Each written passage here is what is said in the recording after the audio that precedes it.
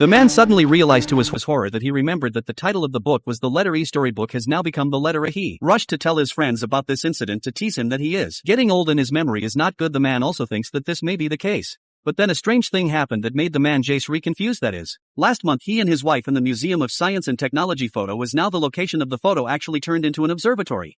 Jace asked his wife if she had noticed the change in the photo, but she said they had never been to the science museum. Jace was puzzled. He was sure he had remembered it correctly, but why was his memory so different from everyone else's? Jace started searching the internet for answers, but the results surprised Jace because there were thousands of people in the world who had the same question as him. For example, people have seen on the news that former South African President Nelson Mandela's funeral was held in 1980, but in fact Mandela died in 2013. Or that the Monopoly man who was supposed to be wearing glasses on the Monopoly board is now without them. There are two general ideas as to the cause of these collective memory biases. One is the parallel universe theory that the biased memories are actually generated by the other parallel worlds themselves. But so many people can enter parallel worlds at the same time. But it doesn't seem plausible that so many people could be in parallel universes at the same time. As a game designer, Jess prefers to believe in another theory of virtual worlds, which is that we actually live in a virtual universe programmed by computers, and that each of us is an NPC in it. Even the tech guru Musk has said that he thinks the probability of living in the real world is only 1/0000000, but without the experimental support of the theory is just a piece of paper. Jace began to search for the relevant experimental progress, but the strange thing is that according to the reason that many scientists are talking about the theory on the internet, so there should be more people to practice it. But Jace searched for a long time and found that the only one who was really practicing it is a professor named Roland. What's even stranger is that Jess found out that Professor Roland's videos are not available on the internet because of a misplacement, and download these videos to the computer although the video can be opened. But every time the playback of critical moments when the video will show that the file is corrupted, as if there is a kind of force in the underworld to prevent Jace to see these videos.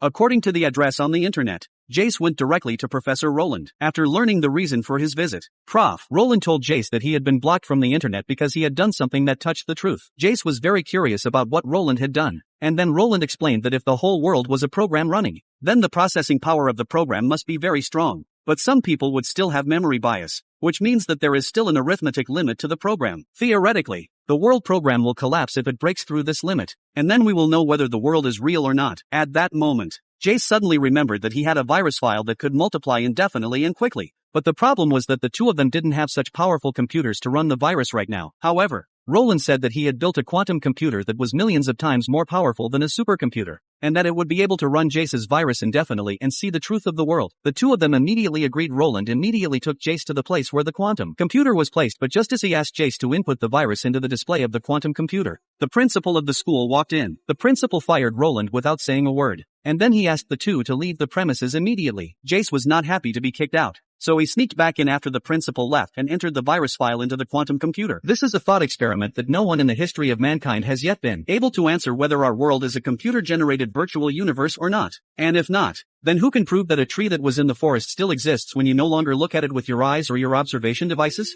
You may argue that no computer has a processor large enough to handle the entire world, but the above example proves it, because the things you don't see don't exist in a computer. In order to conserve memory, only the programs you're using are open, and the ones that aren't being used are on standby, saving data until you use them again. Listening to the doctor's shocking statement, game designer Jess became interested in the world. If the world is really run by computers, then what would happen to the world if the limits of the world's program's arithmetic were pushed? Pushing the limits of computational power is easy. All it takes is an infinite and rapidly multiplying virus. But ordinary computers can't run such a virus permanently. While Jace was struggling, the doctor said that he had a quantum computer in his lab that was millions of times more powerful than a supercomputer, and that it might be able to do it. Jace was overjoyed, so he sneaked into the lab and entered the virus code into the quantum computer, and the code was up and running in no time. Fear of being discovered, Jace hurriedly left, but unexpectedly he just got on the bus and was shocked to find that his surroundings had begun to appear bizarre changes, only to see the bus is getting off the mom at the moment the body has directly down to the ground. Behind a pair of passionate kissing couple is now directly into the pixel and then intermingled with each other in the together.